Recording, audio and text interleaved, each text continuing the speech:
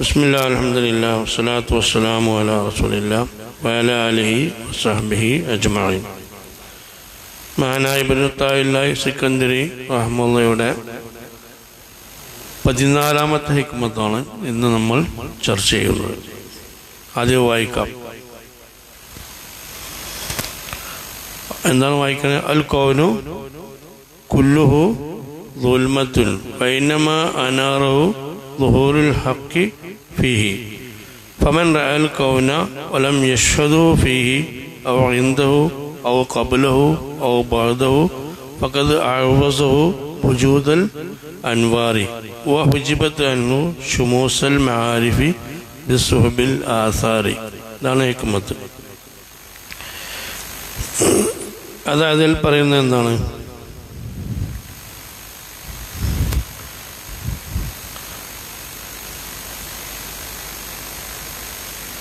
അള്ളാഹുവിൻ്റെ സിഫാത്തുകളിലൂടെയാണ് നമ്മൾ അള്ളാഹിനെ എങ്ങനെ അറിയാം? അള്ളാഹുവിൻ്റെ ഏതിലൂടെയാണ്? വിശേഷണത്തിലൂടെയാണ്. അല്ലാതെ ഒരു രൂപം തടി നമ്മൾ കണ്ടിട്ട് അള്ളാഹിനെ മനസ്സിലാക്കണമല്ലോ. അള്ളാഹുവിൻ്റെ വിശേഷണങ്ങളിലൂടെയാണ് നമ്മൾ ആരെ മനസ്സിലാക്കുക? അള്ളാഹുവിനെ മനസ്സിലാക്കുക. അങ്ങനെ മനസ്സിലാക്കാൻ പറ്റിയ ഒരുപാട് സാഹചര്യങ്ങൾ ഇവിടെയുണ്ട്. അതിലൂടെ നമ്മൾ അള്ളാഹുവിനെ ദർശിക്കണില്ലെങ്കിൽ നമ്മൾ മൊത്തത്തിൽ ഇവിടെ കാണുന്നതൊക്കെ ഒരു അന്ധകാരം പോലെയാണ്. അതിനൊരു വെളിച്ചത്തിൻ്റെ അവസ്ഥ ഉണ്ടെങ്കിൽ അതിലൂടെ നമ്മൾ ആരെ കണ്ടെത്തണം? അള്ളാഹുവിനെ കണ്ടെത്തണം. അപ്പോൾ ഏതെങ്കിലും രീതിയിൽ അള്ളാഹുവിൻ്റെ അടിമയ്ക്ക് ഇവിടെ ദർശനം ഉണ്ടാകണം എന്നുള്ളതാണ് ഇതിൽ മഹാൻ സൂചിപ്പിക്കുന്നത്. ഏതെങ്കിലും ദർശനം പല രീതിയിലാവും. അപ്പോൾ അത് ഓരോരുത്തരുടെ ആത്മീയ വളർച്ചക്കനുസരിച്ച് ദർശനത്തിൻ്റെ ശൈലിയിൽ എന്തുണ്ടാവും? മാറ്റം ഉണ്ടാവും. അപ്പോൾ ഏതെങ്കിലും ഒരു രീതിയിൽ അള്ളാഹുവിനെ ദർശിക്കാൻ കഴിഞ്ഞില്ലെങ്കിൽ അവൻ എന്ത് ചെയ്തിട്ടുണ്ട്? ആത്മീയമായ എല്ലാ വെളിച്ചങ്ങളും നഷ്ടപ്പെട്ടിട്ടുണ്ട്. അവൻ അന്ധകാരത്തിലാണ് എന്നാണ് പറയുന്നത്. അപ്പോൾ വായിക്കുമ്പോൾ ഫുള്ള് വായിക്കുമ്പോഴാണ് മനസ്സിലാവുക. അൽ കൗനു പറഞ്ഞാൽ എന്താണ്? സൃഷ്ടി അല്ലേ? മൊത്തം ആലം, ലോകം മൊത്തം ആകാം, പ്രപഞ്ചം. അൽ കൗനു കുല്ലുഹു, സൃഷ്ടികൾ മുഴുവനും ദുൽമത്തുൻ, എന്താണ്? അന്ധകാരമാണ്. അതാ മനസ്സിലായോ? സൃഷ്ടികൾ മുഴുവൻ എന്താണ്? അന്ധകാരമാണ് എന്ന് പറഞ്ഞാൽ എന്താണ്? സ്വയമായി അസ്തിത്വമില്ലാത്തതാണ്. അതാണ് ഉദ്ദേശിക്കുന്നത്. ഇവിടെ ഒരു സൃഷ്ടിക്കൊന്നില്ല, സ്വന്തമായി എന്തില്ല? ഒരു അസ്തിത്വം ഇല്ല. സർവശക്തനായ അള്ളാഹു തആല അതിന് അസ്തിത്വം കൊടുത്തുകൊണ്ട് മാത്രമാണ് അത് അതിൻ്റെതായ രീതിയിൽ സൃഷ്ടിയായിട്ട് അവിടെ നിലനിൽക്കുന്നത്. അള്ളാഹുവിൻ്റെ ഒരു അസ്തിത്വത്തിൻ്റെ സ്ഥിരപ്പെടുത്തൽ ആ സൃഷ്ടിയിൽ ഇല്ലെങ്കിൽ ആ സൃഷ്ടി ഇവിടെ എന്തില്ല? ഇല്ലാത്തതുപോലെയാണ് അല്ലേ? ഞാനിവിടെ സാധനം ഇവിടെ ഉണ്ടാകുന്നത് എന്തുകൊണ്ടാണ്? എനിക്ക് അള്ളാഹു തആല അതിനൊരു അസ്തിത്വം തന്നുകൊണ്ടാണ്. അള്ളാഹു തആലയിലുള്ള ഇലാഹിയായ ഒരു അസ്തിത്വം ഇല്ലെങ്കിൽ ഞാനിവിടെ സാധനത്തിന് വല്ല വിലയുണ്ടാവും? അപ്പോൾ ഈ സാധനം ഉണ്ടാവും, ഇതിന് വല്ല ചലനം ഉണ്ടാവും? ഒന്നുമില്ലല്ലോ. അപ്പം ഇല്ലാത്ത സംഗതികൾക്കാണ് ഏത് പറയുക? അന്ധകാരം എന്നുള്ളത് മഹാന്മാരുടെ ഒരു പ്രയോഗമാണ്. ഇരുട്ട് എന്നുള്ളതാണ്. അപ്പം അൽ കൗനു, അപ്പോൾ ഇതന്നെയാണ് പ്രപഞ്ചത്തിൻ്റെ മുഴുവൻ അവസ്ഥ. ലോകം മുഴുവൻ, പ്രപഞ്ചം മുഴുവൻ എന്താണ്? ദുൽമത്താണ്, അന്ധകാരമാണ്. എന്ന് പറഞ്ഞാൽ ഇരുട്ടാണ്, അസ്തിത്വമില്ലാത്തതാണെന്ന് അർത്ഥം. അത് മനസ്സിലായില്ലേ? വൈനമ അനാറോ, തീർച്ചയായിട്ടും അതിന് പ്രകാശിപ്പിക്കുന്നത് എന്ന് പറഞ്ഞാൽ അതിന് പ്രകാശം ഉണ്ടാവുന്നത് എപ്പോഴാണ്? ഓരോ സൃഷ്ടിയും അതിൻ്റെ പ്രകാശിപ്പിക്കുന്ന അവസ്ഥയാവുമല്ലോ. അതായത് അതിന് പ്രകാശിപ്പിക്കുന്നത് ളുഹൂറുൽ ഹഖ് ഫീഹി, ആ സൃഷ്ടിയിൽ ഹക്കിൻ്റെ പ്രകടമാവൽ ഉണ്ടാവുമ്പോഴാണ്. ഹക്ക് എന്ന് ഉദ്ദേശിക്കുന്ന ആരെയാണ്? അള്ളാഹുവിനെയാണ്. അപ്പോൾ അള്ളാഹുവിൻ്റെ പ്രകടമാവൽ, വെളിവാകൽ, അള്ളാഹുവിൻ്റെ വെളിവാകൽ ആ സൃഷ്ടിയിൽ ഉണ്ടാകുമ്പോഴാണ് ആ സൃഷ്ടിയിൽ എന്തുണ്ടാവുന്നത്? പ്രകാശമുണ്ടാവുന്നത്. അള്ളാഹു സൃഷ്ടിയിൽ വെളിവാകുക എന്ന് പറഞ്ഞാൽ അള്ളാഹു തആല വെളിവാകലല്ല. ഹൈന്ദവ വിശ്വാസത്തിലൊക്കെ അങ്ങനെ ഉണ്ട്. എങ്ങനെ? ഹുലൂലിയത്ത് എന്ന് പറയും. അള്ളാഹുവിൻ്റെ ദൈവത്തിൻ്റെ ഒരു സാന്നിധ്യം അതിലുണ്ട് എന്ന് എന്ത് ചെയ്യുന്നുണ്ട്? അവർ വിശ്വസിക്കുന്നുണ്ട്. നമ്മളെ സംബന്ധിച്ചിടത്തോളം ആ നിലക്കല്ല അള്ളാഹുവിൻ്റെ വെളിവാകൽ. അള്ളാഹുവിൻ്റെ വെളിവാകൽ എന്ന് പറഞ്ഞാൽ അള്ളാഹുവിൻ്റെ ഖുദ്റത്ത്, ഹിക്മത്ത്, ഇറാദത്ത് ആ സൃഷ്ടിയിൽ കണ്ടെത്തുമ്പോഴാണ് ആ സൃഷ്ടിക്ക് എന്തുണ്ടാവുന്നത്? പ്രകാശമുണ്ടാവുന്നത്. അള്ളാഹു വെളിവാകാന്ന് പറഞ്ഞാൽ അള്ളാഹുവിൻ്റെ കഴിവ്, അള്ളാഹുവിൻ്റെ ഉദ്ദേശം, അള്ളാഹുവിൻ്റെ കഴിവ് കൊണ്ടാണ് ആ സൃഷ്ടി ഉണ്ടായത്. അള്ളാഹുവിൻ്റെ ഉദ്ദേശം കൊണ്ടാണ് ആ സൃഷ്ടി ഉണ്ടായത്. അള്ളാഹു തആല ഉദ്ദേശിച്ചില്ല സൃഷ്ടി ഉണ്ടാവോ? ഉണ്ടാവില്ല. പിന്നെ അള്ളാഹുവിൻ്റെ ഹിക്മത്ത്, ആ സൃഷ്ടിയിൽ എന്തെല്ലാം ഏത് രീതിയിലാണോ ആ സൃഷ്ടി ചലിക്കുന്നതും മൂവ്മെൻ്റ് ചെയ്യണതും ഉണ്ടാവുന്നതും ഇല്ലാവുന്നതും അതിനൊക്കെ അള്ളാഹുവിൻ്റെ ഹിക്മത്ത് അതിലുണ്ട്, യുക്തി ആ സൃഷ്ടിയിൽ ഉണ്ട്, ഇല്ലേ? ഇത് മൂന്നും അതിൽ ഒരാൾ കാണുമ്പോഴാണ് ആ സൃഷ്ടിക്ക് യഥാർത്ഥത്തിൽ എന്തുണ്ടാവുന്നത്? പ്രകാശം ഉണ്ടാവുന്നത്.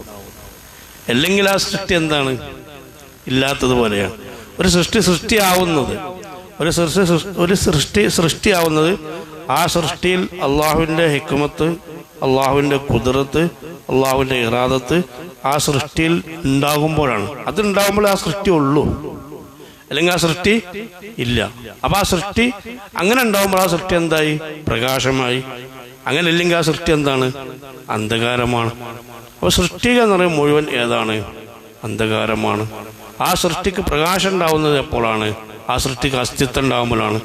ആ സൃഷ്ടിക്ക് അസ്തിത്വം ഉണ്ടാകാൻ എന്ത് വേണം? സർവശക്തനായ അള്ളാഹു അവിടെ അതിലെന്ത് ചെയ്യണം? വെളിവാകണം. അള്ളാഹുവിൻ്റെ വെളിവാകൽ എങ്ങനെയാണ്? ഖുദ്റത്ത്, ഇറാദത്ത്, ഹിക്മത്തിലൂടെയാണ്. അപ്പൊ അങ്ങനെ ഒരു രീതിയിൽ ഒരു സൃഷ്ടിയെ നമ്മൾ കണ്ടാൽ തീർച്ചയായിട്ടും നമ്മൾ ആ സൃഷ്ടിയെ അല്ല കാണുന്നത്, ആരെയാണ്? അള്ളാഹുവിനെയാണ്. ആ രീതിയിലാണ് മഹത്തുക്കള ആളുകൾ സൃഷ്ടിയെ ദർശിക്കുക. അതാണ് പറയുന്നത്. അപ്പോൾ അൽ കൗനു കുല്ലുഹു ദുൽമത്തുൻ, സൃഷ്ടി മുഴുവൻ എന്താണ്? അന്ധകാരമാണ് എന്ന് പറഞ്ഞാൽ അസ്തിത്വമില്ലാത്തതാണ്. വൈന്നമ അനാർഹു, തീർച്ചയായിട്ടും അതിന് നാസ്തിത്വം നൽകിയത് അല്ലെങ്കിൽ അതിനെ പ്രകാശിപ്പിച്ചത് ളുഹൂറുൽ ഹഖി ഫിഹി, അള്ളാഹുവിൻ്റെ അതിലുള്ള പ്രകടമാവലാണ്. അള്ളാഹുവിൻ്റെ പ്രകടമാവൽ എന്ന് പറഞ്ഞാൽ വെളിവാകലാണ്. അത് നമ്മൾ എന്ത് ചെയ്ത് മനസ്സിലാക്കി കഴിഞ്ഞു, വിശദീകരിച്ചു കഴിഞ്ഞു, അല്ലേ? അപ്പോൾ അതുകൊണ്ടാണ് മഹാന്മാർ പറയുന്നത്, മഹാന തുസ്തരി റളിയല്ലാഹുവിൻ്റെ ഒരു പ്രയോഗം കാണാം. അതാണ് മഹാന്മാരുടെ വാക്കിൻ്റെ ചില അർത്ഥങ്ങൾ. അദ്ദേഹത്തിൻ്റെ ഒരു വാക്ക് കാണാം, ലാ തൻദുർ ഇലൽ അവാനി വഖുൽ ബഹ്റൽ മആനി ലഅല്ലക തറാനി എന്നാണ്. ലാ തൻദുർ ഇലൽ അവാനി, നീ ഭൂമിയിലേക്ക് നോക്കണ്ട. വഖുൽ ബഹ്റൽ മആനി, അതിൻ്റെ ലക്ഷ്യത്തിലേക്ക് നീ നോക്കുക എന്നാണ്.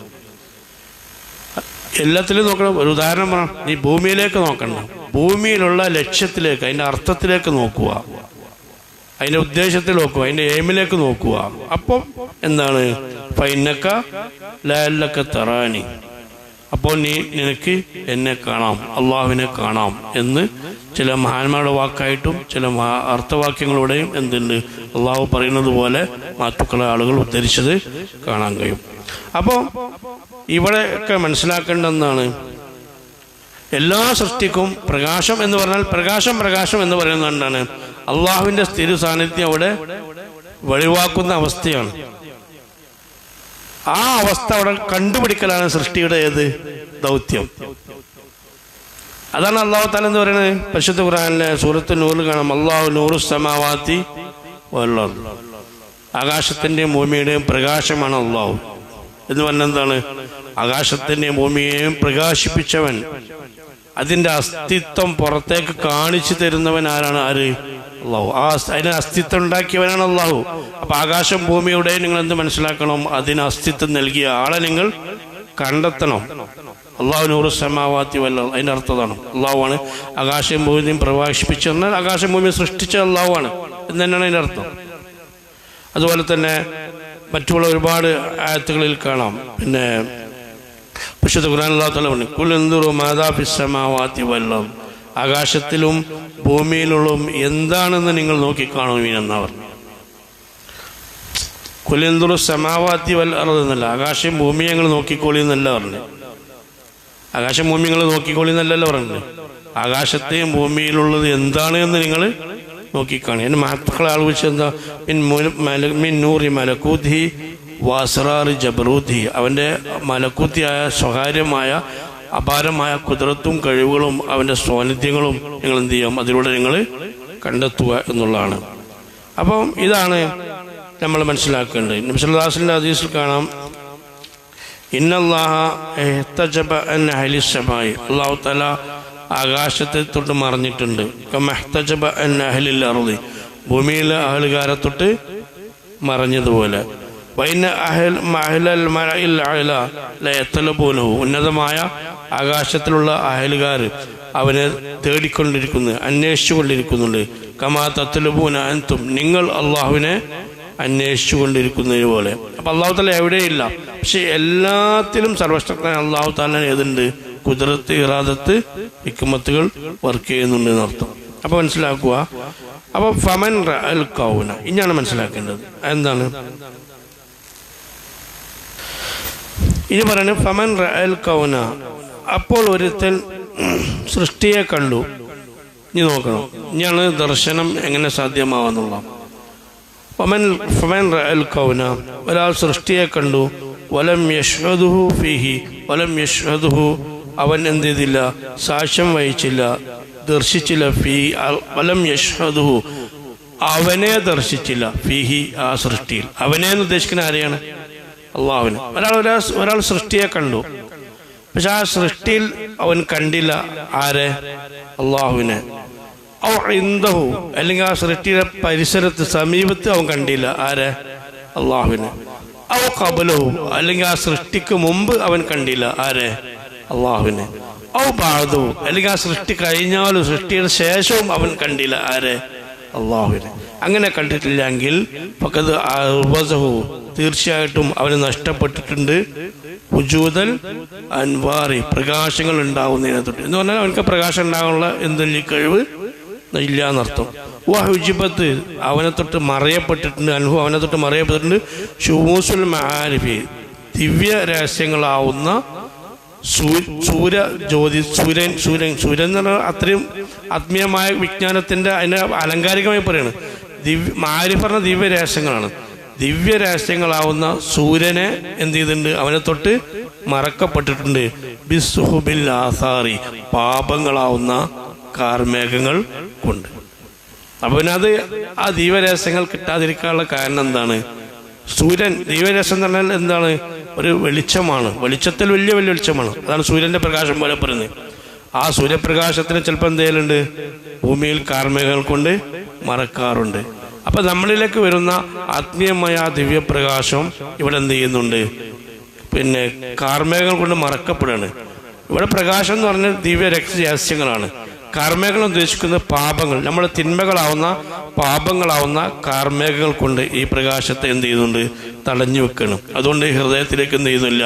ആ സൂര്യന്റെ ആ ആത്മീയ പ്രകാശം എന്ത് ചെയ്യില്ല? വേണ്ട രീതിയിൽ കടക്കുന്നില്ല.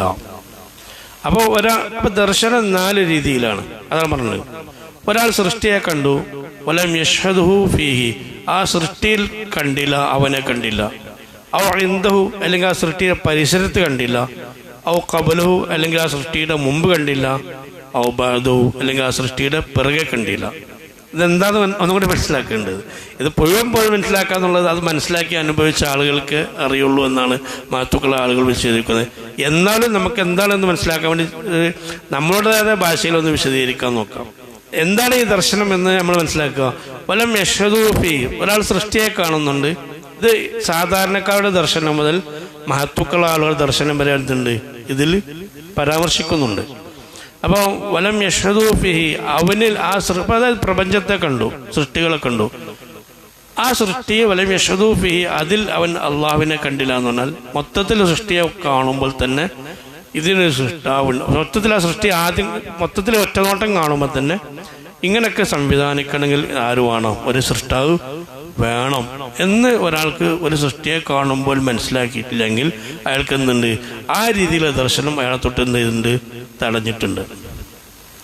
രണ്ടാമത് എന്തോ ആ സൃഷ്ടിയുടെ പരിസരത്ത് പറഞ്ഞാൽ പിന്നീട് ആ സൃഷ്ടിയെക്കുറിച്ച് കൂടുതൽ പഠിക്കുമ്പോൾ ഓരോ സൃഷ്ടിയും പരിപാലിച്ചു വരുന്നുണ്ട്. അത് സെക്കൻഡറി പഠനമാണ്.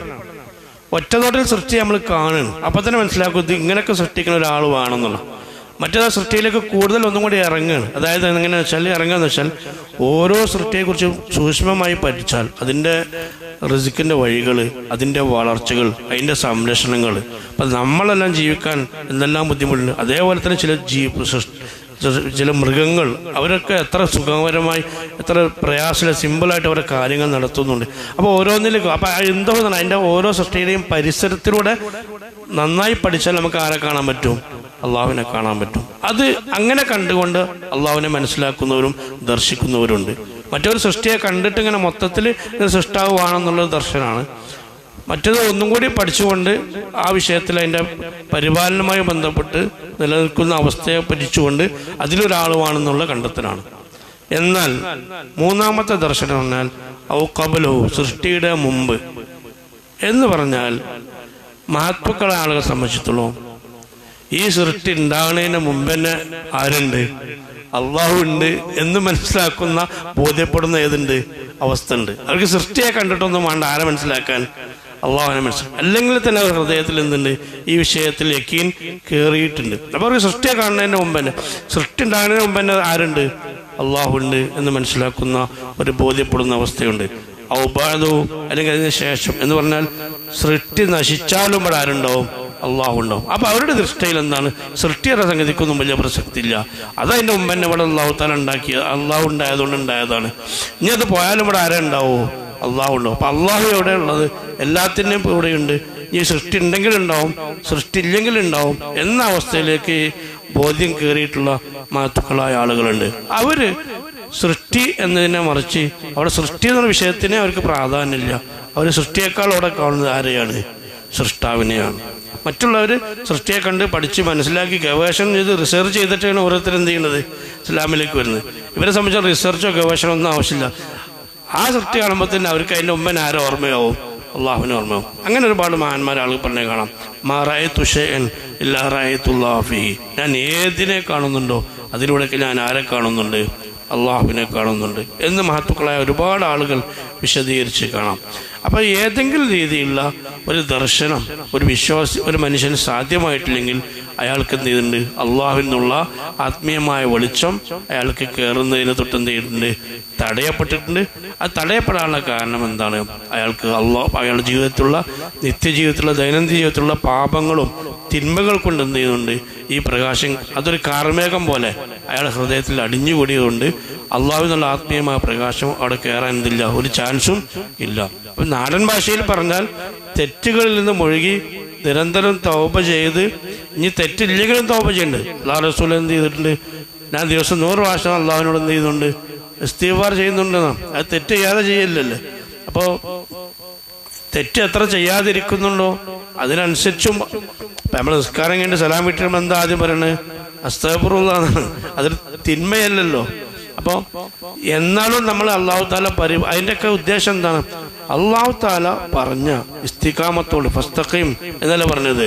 അള്ളാഹു താല പറഞ്ഞ പോലെ ഇസ്തിഖാമത്തോടു കൂടി വേണ്ട രീതിയിൽ നിൽക്കാൻ ഇതുവരെ നമുക്ക് സാധ്യമാകുന്നില്ല, അല്ലെങ്കിൽ സാധ്യമായിട്ടില്ല.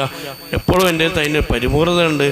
അപ്പം അള്ളാഹുവിൻ്റെ കൃപ കൊണ്ട് മാത്രമാണ് ഇത്രയും ഞാൻ പിടിച്ചു നിൽക്കുന്നത് എന്ന ബോധത്തിൽ അള്ളാഹിൻ്റെ അടിമ എന്ത് ചെയ്യണം? എപ്പോഴും നിൽക്കണം. അപ്പോൾ ആ കുറവ് എപ്പോഴും ഫീൽ ചെയ്യുമ്പോൾ ആ അടിമയ്ക്ക് എപ്പോഴും അള്ളാഹുവിനോട് നിരന്തരം തൗബ ചെയ്യണം. തെറ്റിന്ന് മാത്രം കല്ലുടിയെന്നും പെണ്ണോടിയിൽ നിന്നുള്ള തൗബ അല്ലാതെ ഉദ്ദേശിക്കുന്നത്. ഞാൻ പറഞ്ഞില്ല, അള്ളാഹു എന്ന ഒരു ചിന്ത അള്ളാഹു തആല നമ്മളിൽ നിന്ന് ആവശ്യപ്പെടുന്നത് എന്താണ്? നിരന്തരം അള്ളാഹുവിനെ ഓർക്കുന്ന അള്ളാഹുവിൻ്റെ പുരുഷന്മാരും സ്ത്രീകളും എന്നാണ്. അപ്പം അല്ലാ തൻസാവു അബദാന്ന, അള്ളാഹുവിനെ ഒരിക്കലും മറക്കാതിരിക്കുക എന്നുള്ളതാണ്. അപ്പോൾ അള്ളാഹുവിനെ മറക്കുക എന്നുള്ളത് അള്ളാഹു അല്ലാത്ത വേറെന്തിലേക്ക് ഹൃദയത്തിന് എന്ത് ചെയ്യുക? താല്പര്യവും ഇഷ്ടവും കൂടുക, അതിലേക്ക് മുഹബത്ത് കൂടുക എന്നാൽ അതിൻ്റെ പിന്നിൽ പോവുക. അപ്പോൾ പിന്നെന്ത് ചെയ്യും? അയാളെ വലിയ അജണ്ട അള്ളാഹു എന്നുള്ള സെക്കൻഡറി ആകുക. ഇങ്ങനെ ഓഫലത്ത് വരുന്ന ഒരുപാട് മേഖലയുണ്ട്. അതപ്പോൾ നമ്മൾ കള്ളുകൂടിയും വെള്ളുകൂടിയും കട്ടിട്ടും മോഷ്ടിച്ചല്ല. ഇതല്ലാതെ തന്നെ അള്ളാഹുവിൻ്റെ മാർഗത്തിൽ മഹത്തുക്കള ആളുകളിൽ ഇതൊക്കെ എന്താണ്? വൻ പാപങ്ങളാണ്. അപ്പോൾ അതൊക്കെ ക്ലിയർ ചെയ്താലാണ് വ്യക്തമായിട്ടും പൂർണ്ണമായിട്ടും തിരിച്ചറിയുന്ന ഒരു ആത്മീയ സൂര്യനായിട്ട് നമ്മുടെ ഹൃദയത്തിൽ പ്രകാശിക്കാനുള്ള അവസ്ഥ ഉണ്ടാകുക. അതാണ് ഈ പറഞ്ഞതിൻ്റെ ചുരുക്കം. അള്ളാഹു തആല സഹായിക്കുമാറാകട്ടെ.